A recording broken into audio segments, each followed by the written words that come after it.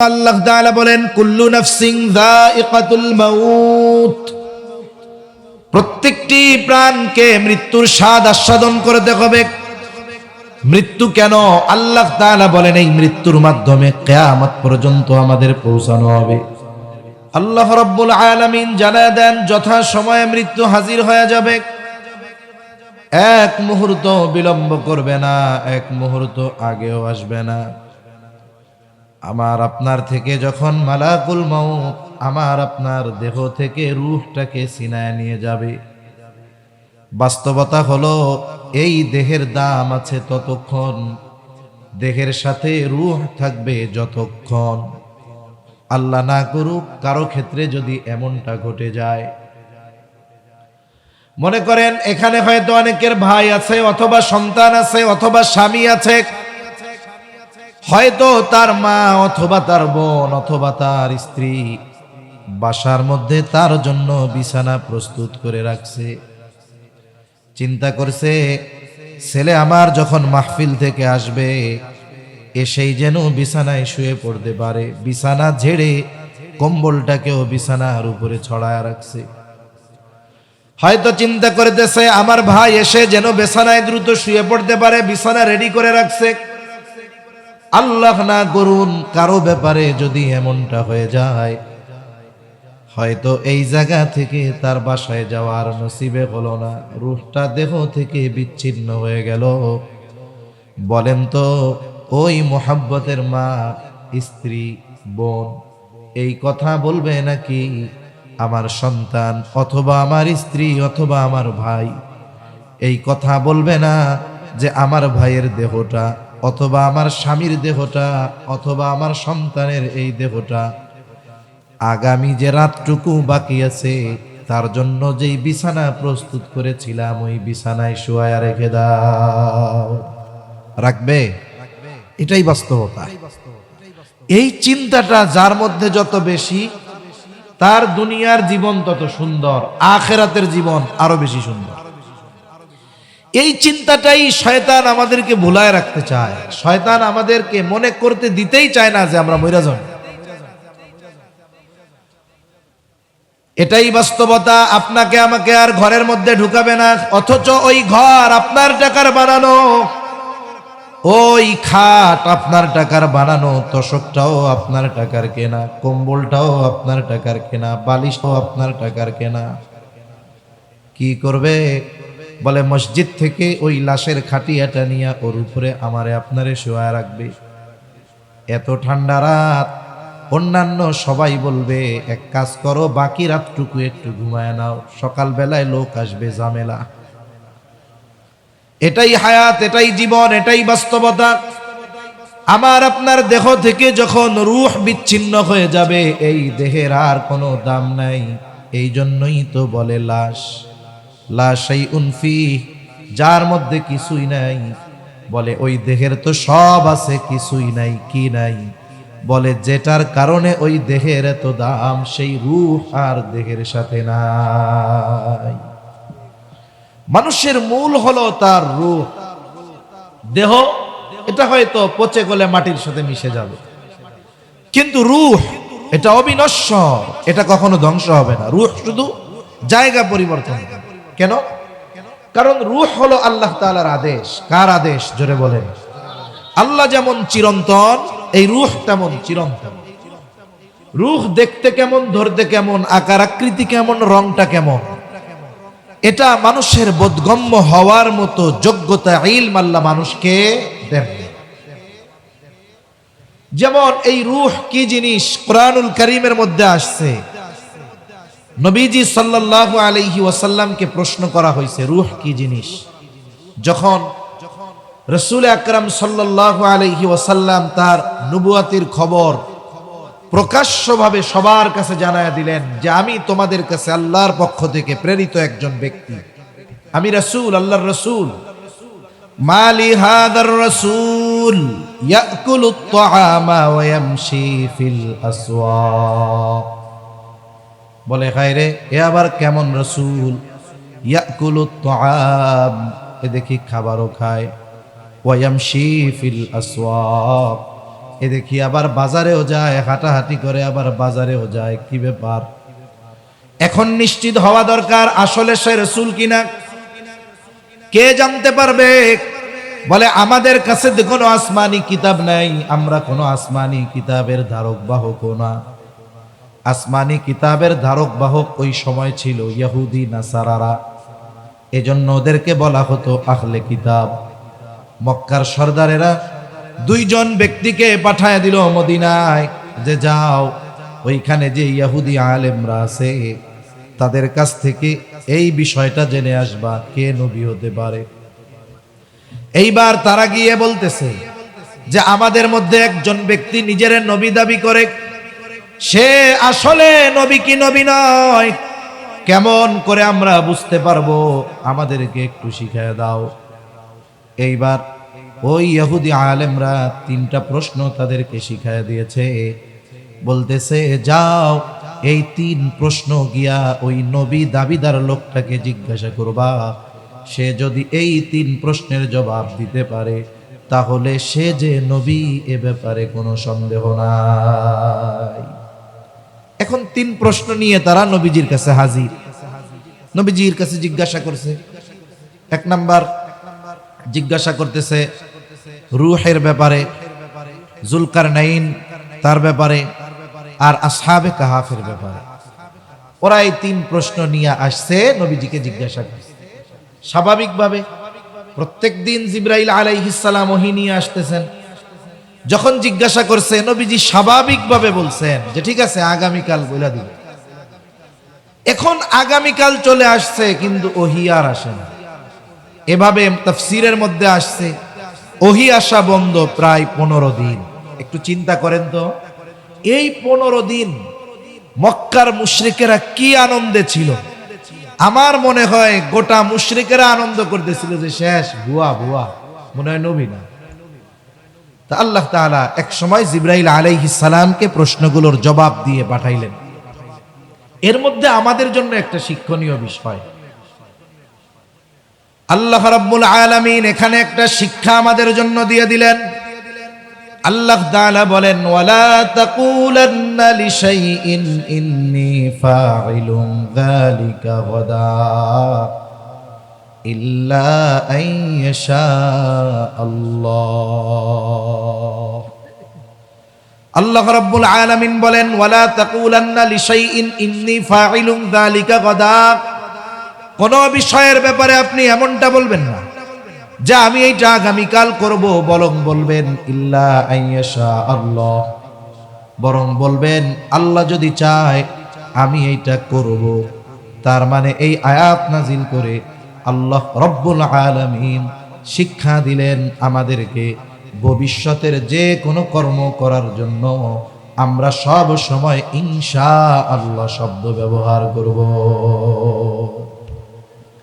এই যে 15 দিনের বিলম্ব হয়েছে এর মধ্যে অনেক কারণ আছে।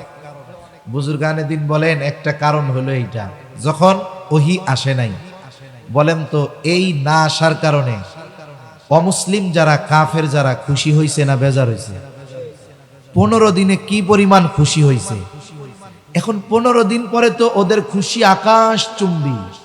আর যখন আল্লাহ এই প্রশ্নগুলোর জবাব দিয়া পাঠাই দিছে, বিশাল বেলুন পটাশ করে ফুটে গেছে। তার মানে সাথে সাথে যদি আল্লাহ তাআলা জবাব দিয়েই দিতেন তাহলে তাদের কষ্ট যতটা লাগতো, 15 দিন বিলম্ব হয়েছে ঠিক, নবীজি সাল্লাল্লাহু আলাইহি ওয়াসাল্লামের পেরেশানি বাড়ছে ঠিক, কিন্তু ওরা যে কতটা আশাহত হয়েছে এটা কল্পনাও করা যাবে না, ঠিক কিনা বলেন? বিলম্ব হয়েছে ঠিক, কিন্তু ওরা যে আশা করছিল যারে নবী তো নাই, বিশাল আকারে আনন্দের বেলুন ফুটাইছে, জবাব আসছে আর পটাশ করে ফুটে গেছে। মুহূর্তের ভিতরে পুরা আনন্দ মাটি হয়ে গেছে। তাই 3 প্রশ্নের মধ্যে একটা প্রশ্ন, ওয়ায়াসআলুনাকা আনির রূহ, তারা আপনাকে আপনার কাছে জানতে চায়, তারা আপনাকে জিজ্ঞাসা করে রূহ কি জিনিস।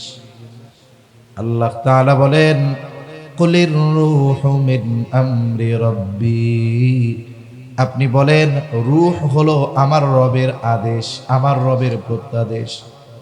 তার মানে আমার আপনার হার্ট রক্ত সঞ্চালন করবে কতদিন? বলে রবের আদেশ থাকবে যতদিন। বলে আমার আপনার হার্ট এক সময় রক্ত সঞ্চালন বন্ধ করে দিবে কখন? বলে আমার রবের নির্দেশ হবে যখন। এখন রূহ দেখতে কেমন, আকার কেমন, আকৃতি কেমন? আল্লাহ তাআলা বলে, বান্দা এত কিছু বোঝার মতো জ্ঞান তোমার তো দেওয়া হয় নাই। আল্লাহ তাআলা বলেন, ওয়ামা উতিতুম মিনাল ইলমি ইল্লা কলিলা। যারা ঈমানদার, বাস্তবিক অর্থে যারা প্রকৃত মুমিন, এরা কোনো সময় টেনশনে ভোগে না। এই পৃথিবীর উন্নত দেশগুলো, যেগুলো যত উন্নত দেশ দেখবেন তাদের দেশে তত হতাশা বেশি, আর মানুষ হতাশাগ্রস্ত হয়ে আত্মহত্যা করে বেশি। এই পৃথিবীতে টেকনোলজির দিক দিয়ে যেই দেশগুলো, এর মধ্যে একটি দেশ জাপান। জাপানকে পৃথিবীর অন্যতম চির বসন্তের দেশ বলা হয়। জাপানের মানুষকে বলা হয় এরা খুব সুখী, কিন্তু বাস্তবতা কি? যে এদের দেশে আত্মহত্যার প্রবণতা বেশি। এমনকি একটা জঙ্গল আছে যেখানে গিয়ে বছরে হাজার হাজার মানুষ আত্মহত্যা করে। আবার পৃথিবীর উন্নত দেশগুলোর মধ্যে একটি দেশ সুইজারল্যান্ড, যাকে বলা হয় এই পৃথিবীর যদি প্রথম তিনটি দেশ ধারাবাহিকভাবে 1, 2, 3 শান্তির দিক দিয়ে, নিরাপত্তার দিক দিয়ে সুইজারল্যান্ড 1, 2 বা 3-এ থাকবে, এমন একটা দেশ। বলে ওই দেশে মানুষ ডিপ্রেশনে ভুগে আত্মহত্যা করে। ওই দেশের গভর্নমেন্ট কি আইন করছে যে কেউ যদি মরতে চায় তাহলে সে গভর্নমেন্টের কাছে আবেদন করবে। প্রথম তার কারণ দর্শাবে যে সে এই কারণে দুনিয়ায় আর বাঁচতে চায় না। এরপরে গভর্নমেন্টের পক্ষ থেকে তার কারণগুলো যাচাই বাছাই করা হবে। যদি এই কারণের সত্যতা থাকে, এরপরে অপশন থাকে সে কোন পদ্ধতিতে মরতে চায়। সে কি গুলি খেয়ে মরবে, নাকি গলায় ফাঁস দিয়া মরবে, নাকি আগুনে পুড়া মরবে, সে অপশন দিবে যে সেইভাবে মরতে চায়। এরপরে নিরপেক্ষ তদন্ত সাপেক্ষে সে যেভাবে মরতে চাইছে ওইভাবে মরার ব্যবস্থা করা হবে। আবার কয়েক বছর আগে দেখলাম যে একটা মেশিন আবিষ্কার করছে যাতে মানুষের মরতে সহজ হয়। কি মেশিন?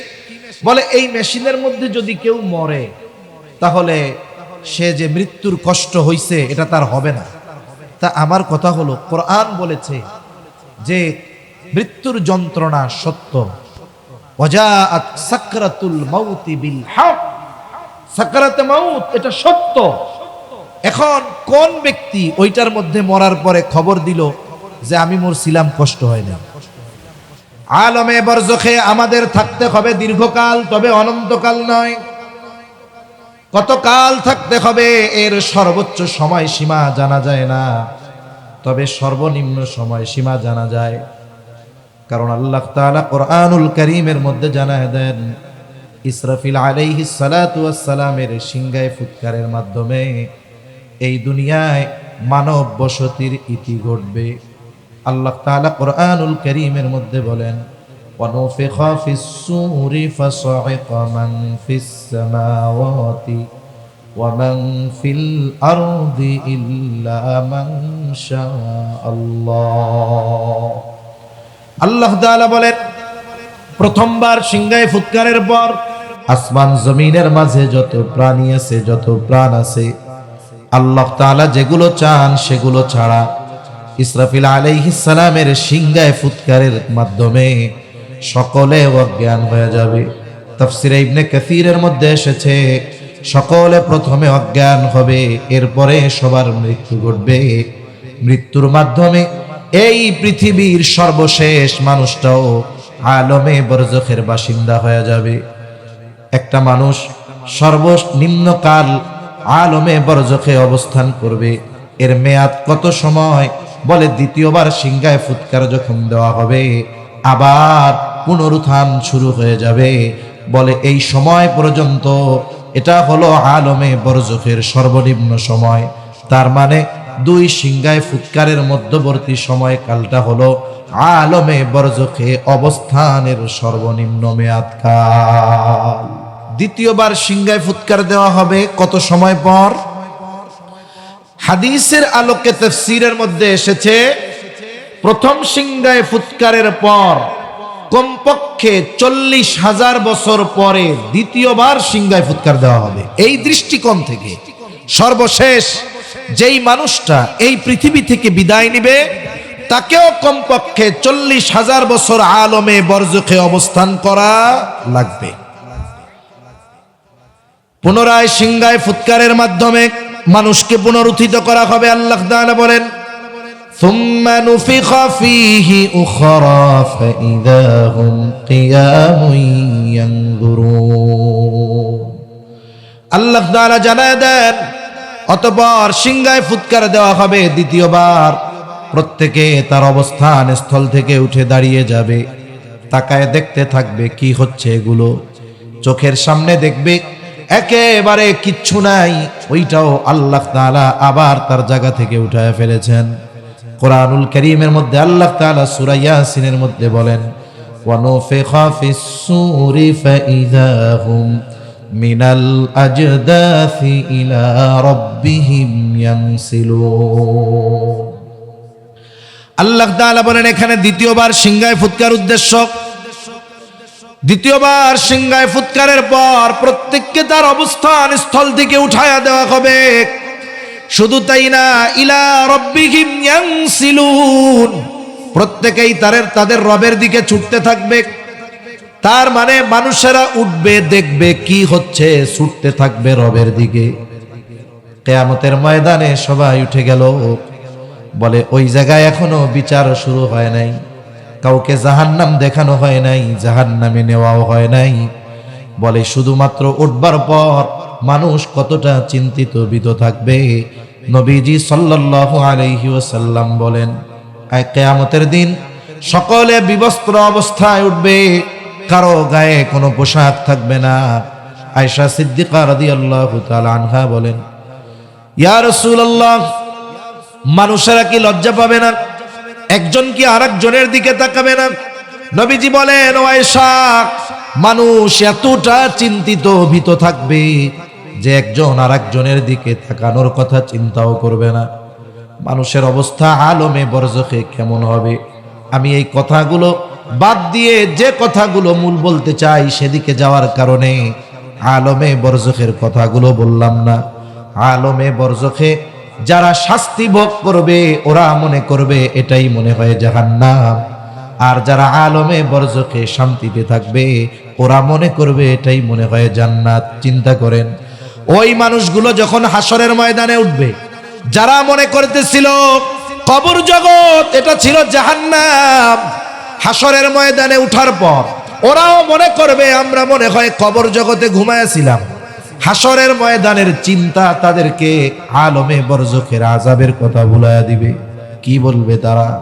আল্লাহ তাআলা বলেন, ক্বালু ইয়া ওয়াইলানা মান বা'আসানা মিন মারকাদিনা হাযা মা ওয়া'আদার রাহমানু ওয়া সাদাকাল মুরসালুন।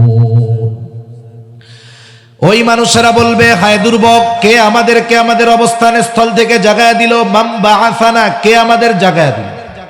তার মানে জাগায় কারে? বলে যে ঘুমায়া থাকে তাকে। আপনি সজাগ মানুষের জীবনেও জাগাইতে পারেন, ওরে ডাকবেন, দেখবেন ওর কম্বল আর মুড়ি দেয়। কিন্তু যে ঘুমিয়ে থাকে আপনি তারে 2 ডাক দিলে লাভ দিয়ে উঠে যাবে। তার মানে ওরা মনে করবে কবর জগতে আলমে বরজখে ওরা ঘুমায়া ছিল, অথচ ছিল আযাবে। আযাবটা ওই সময় কেমন মনে হইতেছিল? জাহান্নামের মতো। কিন্তু হাসরের ময়দানে উঠে ওরা কি বলবে? হায় রে, আমরা ঘুমায়াছিলাম, কে আমাদেরকে ঘুম থেকে জাগায়া দিল?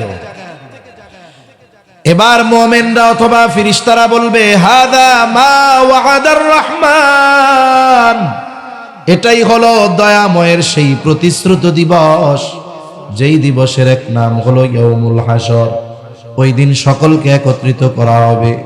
ওই দিনের এক নাম হলো ইয়াউমুল জাযা, প্রতিদান দিবস। কেন?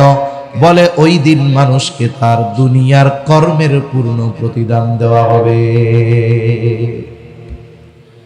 এই কিয়ামত বা বিচার দিবস যদি কায়েম না হয়, তাহলে তো দুনিয়ায় যারা ইমানদার, আল্লাহর ভয়ে গুনাহ করে না, এদেরকে ঠকানো হইল।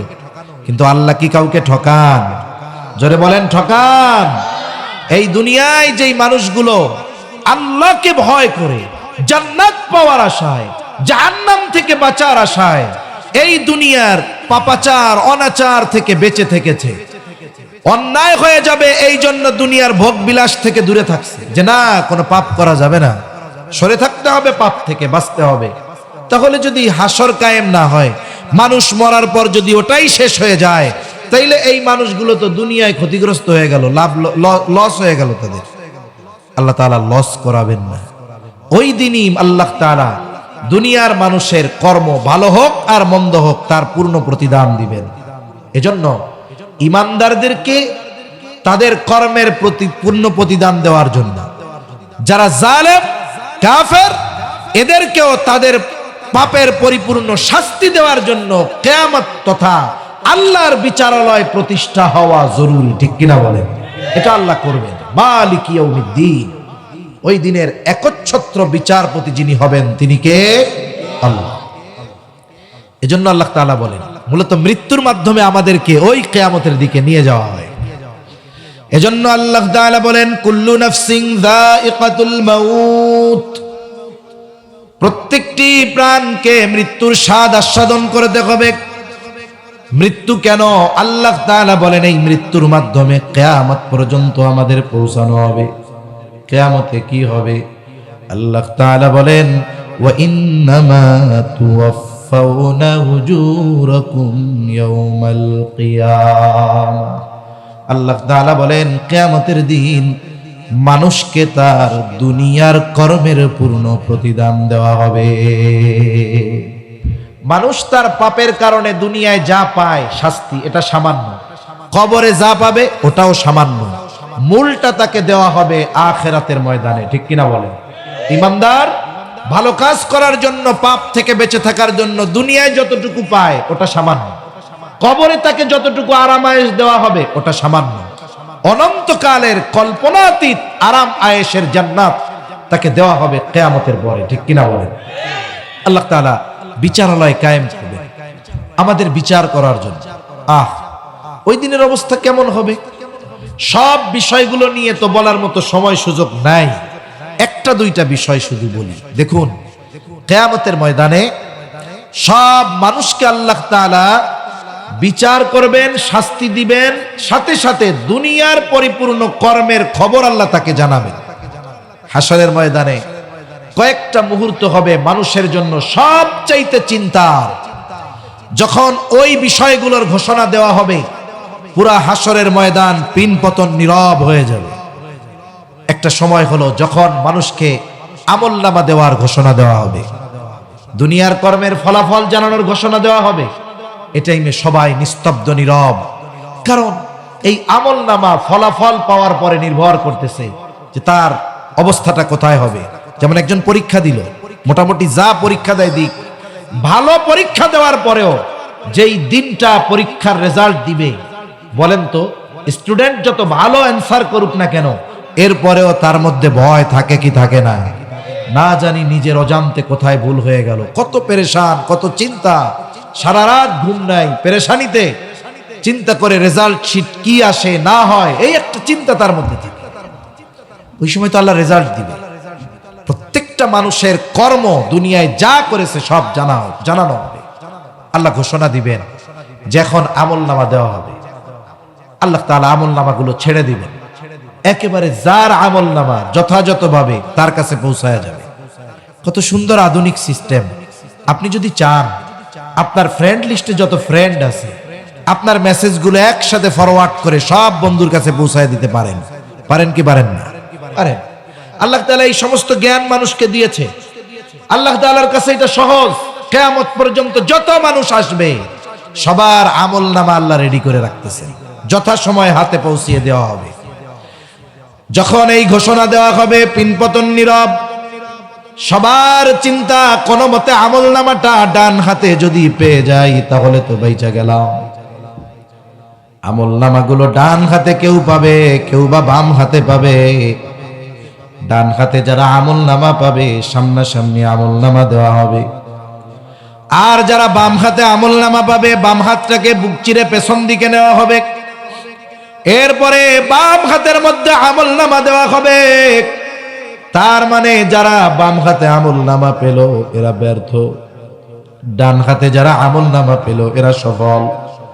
আনন্দিত হবে বলে কেউ চিন্তা করবে যে ডান হাতে আমলনামা পেয়ে গেছে, এই ব্যাপারে এখন সে সুনিশ্চিত হলো যে আল্লাহ তাআলা আমাকে যদি মাফ করে বিনা হিসাবে জান্নাত দেন আলহামদুলিল্লাহ। আর এই ব্যাপারে সে সুনিশ্চিত হলো যদিও কোনো পাপের কারণে তাকে জাহান্নামে আল্লাহ দেনও, অনন্তকাল তাকে জাহান্নামে আল্লাহ রাখবে না। তার মানে এর চূড়ান্ত আবাসস্থল জান্নাত হবে। পাপের কারণে যদি আল্লাহ শাস্তি দিতে চায় দিতেও পারে, আল্লাহ চাইলে মাফ করেও দিতে পারে। কিন্তু আমরা তো আশা রাখি যে মানুষগুলো ডান হাতে আমলনামা পাবে, দুনিয়ায় যদি কোনো ত্রুটি বিচ্যুতি এদের থাকেও আল্লাহ তাআলা মাফ করে দিবেন ইনশাআল্লাহ। কারণ আল্লাহ তাআলা তো রহমতের ভান্ডার, তার কাছে আল্লাহ তাআলা তার বান্দাদের মাফ করে দিতে পারে। কারণ বান্দা আল্লাহর ব্যাপারে যেমন আশা রাখে, বান্দার সাথে আল্লাহ তাআলা ওই রকম আচরণ করে। এখন আমলনামা সবার হাতে পৌঁছে গেছে। আল্লাহ কি বলবেন? ইকরা কিতাবাকা কাফা বিনাফসিকাল ইয়াওমা আলাইকা হাসিবা। আল্লাহ তাআলা বলবে ইকরা কিতাবাক, তুমি পড়ো তোমার কিতাব, পড়ো তোমার আমলনামা। কাফা বিনাফসিকাল ইয়াওমা আলাইকা হাসিবা, তুমি তোমার নিজের হিসাব নেওয়ার জন্য তুমি নিজেই যথেষ্ট। বলে আমলনামা যে ভাষাই হোক না কেন, একটা মানুষ যদি মূর্খ হয় তাকেও আমলনামা পড়বার যোগ্যতা যিনি দান করবেন তিনি কে? কেমনে পড়বে? বলে আধুনিকতা, আধুনিক বিজ্ঞান আমাদের সহজ করে দিছে বুঝতে। এখন প্রযুক্তি কত উন্নত, এআই, তারপরে চ্যাট জিপিটি না কি আছে, এই অত্যাধুনিক প্রযুক্তির মাধ্যমে মানুষ যে প্রযুক্তি কোন জায়গায় চলে গেছে, গ্রামের মানুষকে যদি এই প্রযুক্তির বাস্তবতা পরিপূর্ণ বোঝানো যায়, আমরা তো কিছুই বুঝি না, তাই চিন্তা করি গেছে গা কই। আর গ্রামের মানুষ করবো কি হইলটা কি? হ্যাঁ, সহজ সহজ জিনিস, একেবারে সহজ, যেগুলো নিম্ন স্তরের ব্যবহার। হ্যাঁ, একটা মানুষ যদি ফোন করছে চায়না থেকে, হ্যাঁ, মোবাইলের মধ্যে ফোন দিছে, এআই সাপোর্ট মোবাইল, আপনি তো চায়না ভাষা বুঝেন না, অটোমেটিক ট্রান্সলেশনের ব্যবস্থা হয়ে যাবে। আপনার স্ক্রিনে ওর চায়না কথা বলার সাথে সাথে বাংলায় উঠে যাবে, আপনি বাংলায় জবাব দিবেন, ও চায়না ভাষায় শুনতে পাবে। তাহলে এই পৃথিবী এখন একটা গ্লোবাল ভিলেজ হয়ে যাচ্ছে, একটা গ্রামের মতো হয়ে যাচ্ছে। পৃথিবী এখন কেমন যেন হাতের মুঠো হয়। মুহূর্তের ভিতরে আপনি পৃথিবীর অপর প্রান্তের একজন মানুষ, আপনি তার সাথে আপনার মনের কথা লেনদেন করতে পারতেছেন, তার ভাষা আপনি মুহূর্তের ভিতরে বুঝতে পারতেছেন। এই যে বিজ্ঞানের উৎকর্ষতা, এগুলো মানুষের জেহেনের মধ্যে, ব্রেনের মধ্যে ঢেলে দিয়েছেন কে? জোরে বলেন না কে? আল্লাহ ঢেলে দিয়েছে। দেখুন, ফিঙ্গারপ্রিন্ট নিয়ে এখন পর্যন্ত পৃথিবীতে কারো কারো কারো সাথে কারো ফিঙ্গারপ্রিন্ট মেলে না। আল্লাহ সুবহানাহু ওয়া তাআলা কোরআনুল কারীমের মধ্যে এই ফিঙ্গারপ্রিন্টের কথা বলছে। অথচ দেখুন আধুনিক বিজ্ঞান কত দিক দিয়ে ঝামেলায় পড়ে যায়, কিন্তু এই সমস্ত ইনফরমেশনের মাধ্যমে সে একজন ব্যক্তির আইডেন্টিটি, পরিচয় শনাক্ত করার ক্ষেত্রে এই বিষয়গুলো ব্যবহার হয়। অপরাধীকে বের করার জন্য এগুলো বের করা হয়। আধুনিক বিশ্ব প্রযুক্তির দিক দিয়ে এত উৎকর্ষতায় চলে গেছে, এটা কল্পনাতীত যে আল্লাহ মানুষকে এরকম জ্ঞান দান করলেন। মানে এখন আমাদের অবস্থা কি, যে প্রযুক্তি এরপরে আরো কি উন্নত হতে পারে এটা ভাবতেও আমাদের মাথার মধ্যে চিন্তা ভাবনা হয়, কিছু বুঝি না যে এরপরে আর কি ভালো হইতে পারে প্রযুক্তি, মানুষ আরো কি বানাইতে পারে, এটাও চিন্তা ধরে না মাথার মধ্যে। যে আল্লাহ মানুষকে এত জ্ঞান দিলেন, ওই আল্লাহ কিয়ামতের ময়দানে আমলনামা যেই ভাষাই হোক, বলেন তো পড়বার যোগ্যতা দিতে পারবেন কি পারবেন না? এবার ওরা পড়বে, পড়া কি বলবে?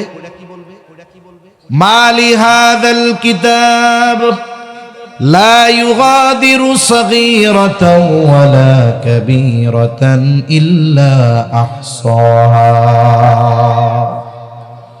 পড়ে বলবে, হায় রে, এটা কেমন কিতাব, একটা ছোট বড় গোনাও এখান থেকে ছুটে যায় নাই, একেবারে ক্ষুদ্র থেকে ক্ষুদ্রাতীত, বৃহৎ থেকে বৃহত্তর সবকিছুই আমলনামার মধ্যে থাকবে। ডান হাতে যে আমলনামা পাইছে সে কত আনন্দিত। আল্লাহ তাআলা কোরআনুল কারীমের মধ্যে বলেন, ফাআম্মা মান উতিয়া কিতাবাহু বিয়ামিনিহি ফায়াকুলু হাউম ইকরাউ কিতাবিয়াহ ইন্নী যানানতু আন্নী মুলাকিন হিসাবিয়াহ। আমি আসলে এই 1 ঘন্টা প্রায় কথা বলতেছি। আমার 1 ঘন্টার কথা সব আপনাদের বলা বা মনে রাখা উদ্দেশ্য না। আমি শুধু 2-1টা কথা শুধু আপনারা যেন একটু নিজেদের ব্রেনে নেন, আপনাদের চিন্তার খোরাক যেন হয়। আমি এতটুকু কথাই বলবো, আবার কথা শেষের দিকে। এখন ডান হাতে যে আমলনামা পেল সে তো সফল। কিয়ামতের ময়দানে তার অভিব্যক্তি কেমন হবে? ও আমলনামাটা পেয়ে এত খুশি হবে, সে কি বলবে? অন্যান্যদেরকে ডেকে বলবে, ফায়াকুলু হাউম ইকরাউ কিতাবিয়াহ, এই তো আমার আমলনামা, এই তো আমার কিতাব, তোমরা পড়ো আমার আমলনামা। এবার সে আমলনামা ডান হাতে পাওয়ার কারণটাও সে কেমন যেন বলে দিবে। সে বলবে, ইন্নী যানানতু আন্নী মুলাকিন হিসাবিয়া। আমি আমলনামা ডান হাতে কেন পেয়েছি জানো? আমি এই হিসাব যে আল্লাহর সামনে দিতে হবে, আমার জীবনের কর্মের হিসাব যে আল্লাহর সামনে দেওয়া লাগবে, এই ব্যাপারে আমি দৃঢ় বিশ্বাসী ছিলাম। আন্নী মুলাকিন হিসাবিয়া, ইন্নী যানানতু আন্নী মুলাকিন হিসাবিয়া। আমি এই ব্যাপারে দৃঢ় ধারণা রাখতাম যে আমাকে হিসাবের মুখোমুখি হওয়া লাগবে। একটা জিনিস চিন্তা করেন, এই পৃথিবীতে অপরাধ দূর করার জন্য কত প্রযুক্তি, সিসি ক্যামেরা সহ আরো অনেক উন্নত প্রযুক্তি আছে। এরপরেও বলেন তো, এই পৃথিবী থেকে সময়ের সাথে সাথে অপরাধ বাড়তেছে না কমতেছে? একটা মানুষের যত সময় তার মনুষ্যত্বের পরিবর্তন না হবে, আল্লাহর কসম, তার চিন্তার পরিবর্তন যতক্ষণ না হবে, ততক্ষণ পর্যন্ত তার মধ্যে পরিপূর্ণ মনুষ্যত্ব প্রবেশ করবে না। একমাত্র দ্বীন, ঈমান, আল্লাহর প্রতি বিশ্বাস, আখিরাতের ভয় মানুষদেরকে বাস্তব মানুষে পরিণত করতে পারে, এছাড়া সম্ভব নয়। এখন দেখুন, কারো অন্তরে যদি এই বিশ্বাস দৃঢ়ভাবে থাকে যে আমি দুনিয়ায় যেই কাজগুলো করতেছি এগুলো দুনিয়ার আইনকে ফাঁকি দিতে পারবো, দুনিয়ার মানুষকে আমি ফাঁকি দিতে পারবো, আমার পাপের ব্যাপারে এই পৃথিবীর একটা মানুষও জানবে না, কিন্তু আমার রবের সামনে আমার প্রত্যেকটা কর্মের হিসাব দেওয়া লাগবে। বলেন তো, এই চিন্তা যদি কারো অন্তরে দৃঢ়ভাবে বদ্ধমূল হয়ে যায়, আল্লাহর কসম, এই দুনিয়ার কোনো আইন লাগবে না, সে একজন ভালো চরিত্রবান মানুষে পরিণত হয়ে যাবে। ঠিক কিনা বলেন? মনে রাখবেন, মানুষের চিন্তার পরিবর্তন না আসলে মানুষের কর্মের পরিবর্তন আসে না। আমার আপনার চিন্তার মধ্যে এটা গেঁথে নিতে হবে যে আমি একাকী গুনাহ করতেছি, মোবাইলে কেউ দেখে না, আমার আল্লাহ দেখতেছে। আল্লাহ তাআলা আমার এই সময়গুলোর হিসাব নেবেন। কিয়ামতের দিন আমাকে আপনাকে আল্লাহর সামনে আমার কর্মের হিসাব দিতে হবে, আমার হায়াতের হিসাব দেওয়া লাগবে, স্পেসিফিক ভাবে, আলাদা ভাবে। গোটা হায়াতের হিসাব তো দিতেই হবে, সাথে সাথে বিশেষ করে যারা যুবক আছে, যুবতী আছেন, শুনছেন, দেখছেন, এদেরকে স্পেসিফিক ভাবে আল্লাহ তাআলা আমাদের যৌবনকালের ব্যাপারে জিজ্ঞাসা করবে। এখন তো তারুণ্যকে উড়বার সময় বলা হচ্ছে যে তুমি ইউনিভার্সিটির স্টুডেন্ট, এখন তোমার তারুণ্য, তুমি উড়ো, তোমার যা মন চায় তুমি করো, এখনই তো তোমার লাইফ এনজয় করার টাইম। অথচ দেখুন, ইসলাম বিদ্বেষীরা আমাদের যৌবনকাল গোনায় কাটানোর জন্য উদ্বুদ্ধ করে, আর মুহাম্মাদুর রাসূলুল্লাহ সাল্লাল্লাহু আলাইহি ওয়াসাল্লাম যৌবনকালে পাপ থেকে বেঁচে ভালো কাজের দিকে আমাদেরকে আহ্বান করে। এজন্য রাসূল আকরাম সাল্লাল্লাহু আলাইহি ওয়াসাল্লাম আরশের ছায়ায় যেই 7 শ্রেণীর মানুষের স্থান পাবে, আমার মতো আলেমের কথা বলেন নাই, নবীজি যুবকদের কথা বলেছেন। তাশাবুন নাশা ফি ইবাদাতিল্লাহ, বলে যেই যুবক তার যৌবনকাল ইবাদতের মাধ্যমে অতিবাহিত করেছে, বলে ওই যুবক আরশের ছায়ায় স্থান পাবে। সুবহানাল্লাহ। বলে এর দ্বারা কি বোঝা? অনেক সময় বিভিন্ন কোম্পানি আমাদেরকে বিভিন্ন অফারের ঘোষণা দেয় না, অফারের ঘোষণা কেন দেন? বলে যে আমার পণ্য কিনেন।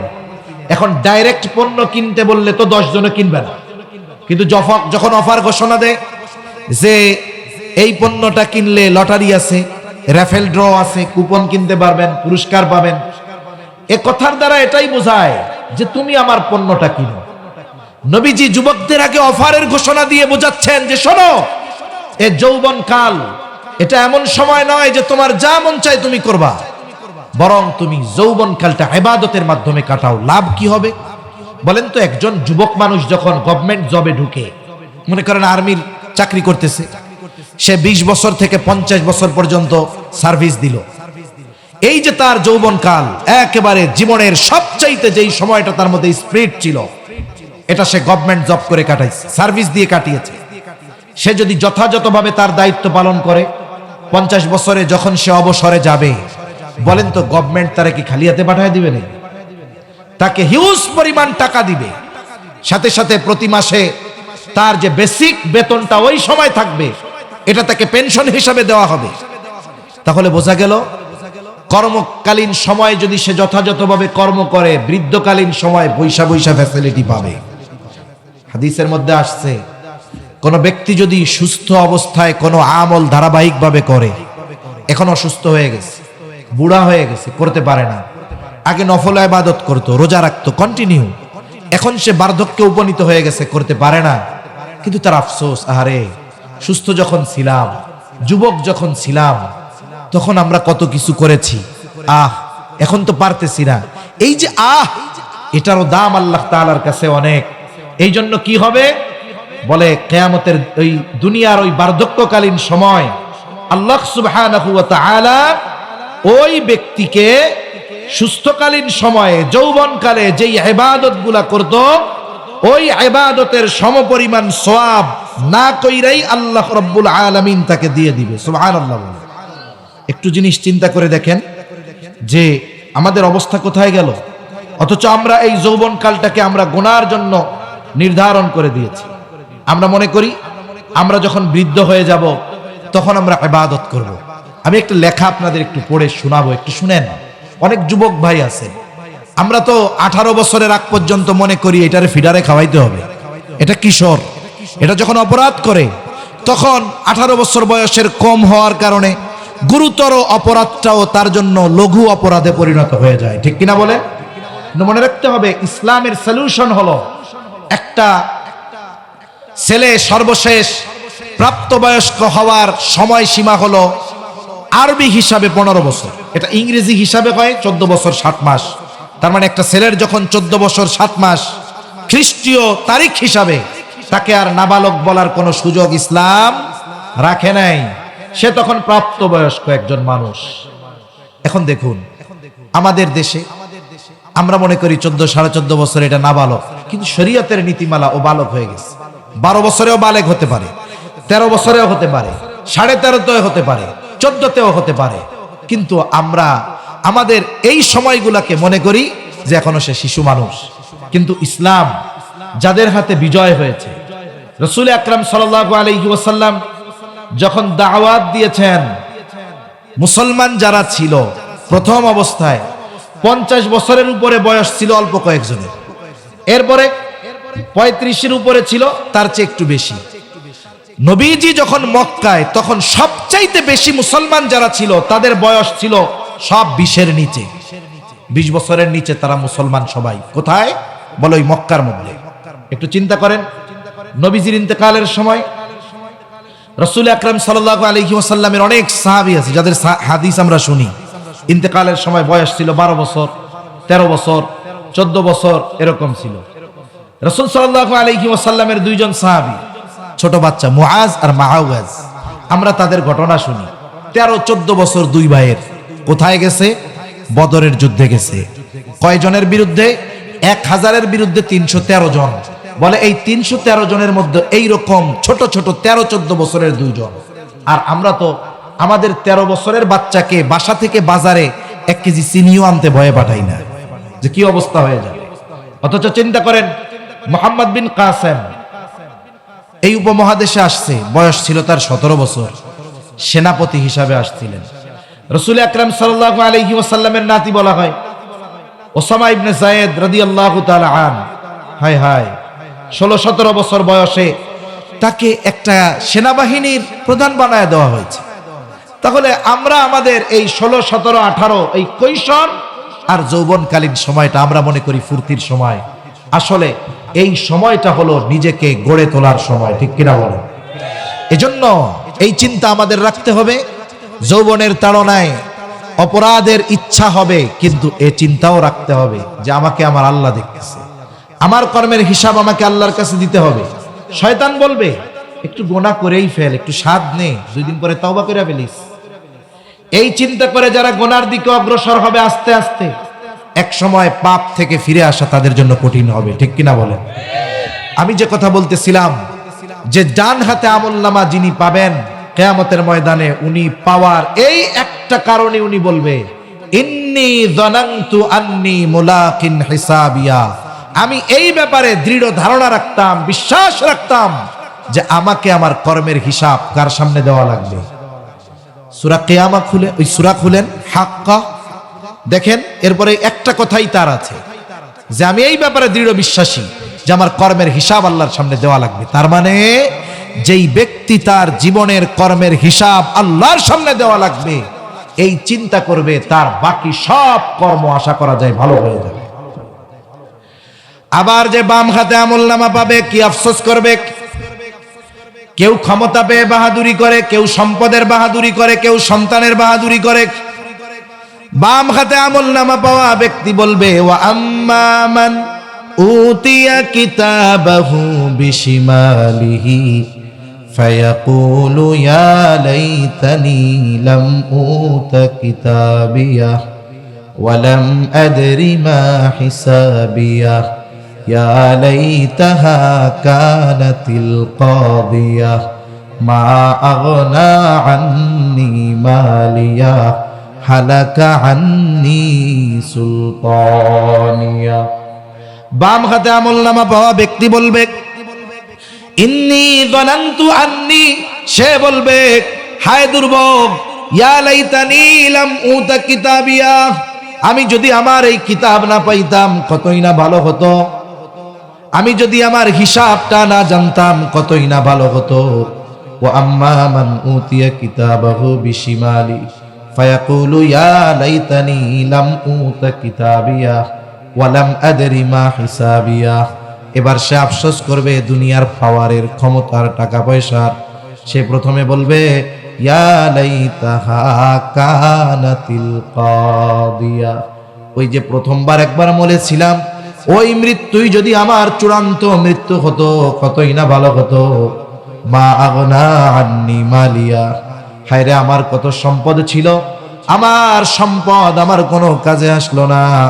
হালাকা আন্নি সুলতানিয়া, আমার রাজত্ব, আমার ক্ষমতা আমারে শেষ করে দিল। এবার আল্লাহ তাআলার পক্ষ থেকে বলা হবে খুযুহু ফাগুল্লুহু সুম্মাল জাহিমা সাল্লুহু সুম্মা ফি সিলসিলাতিন যারউহা 70 যিরাআন ফাসলুহু। আফসোস যতই করুক কাজ হবে না। আল্লাহ তাআলা বলবেন ওরে ধর, জাহান্নামের মধ্যে নিক্ষেপ কর। এজন্য সম্মানিত উপস্থিতি, হাসরের ময়দানে আমার আপনার জীবনের আমলনামা ফাইলটা যেন বাম হাতে না পাওয়া লাগে। বাম হাতে আমলনামা পাওয়ার অনেক কারণ, কিন্তু ডান হাতে পাওয়ার জন্য একটা চিন্তা যে দুনিয়ার কেউ আমার কর্মের ব্যাপারে না জানুক। জানেন কে? কারো কাছে হিসাব না দেওয়া লাগুক, দিতে হবে কার কাছে? এই চিন্তা আমার আপনার অন্তরে ঢুকে যাবে, আমার আপনার আখিরাত সুন্দর হয়ে যাবে ইনশাআল্লাহ। আল্লাহ তাআলাও সেই কথা বলেন কুল্লু নাফসিম বিমা কাসাবাত রাহিনা ইল্লা আসহাবাল ইয়ামিন। ওই যে যারা বাম হাতে আমলনামা পাইল তারা তাদের কৃতকর্মের জন্য জাহান্নামে আবদ্ধ থাকবে, শাস্তি ভোগ করতে থাকবে।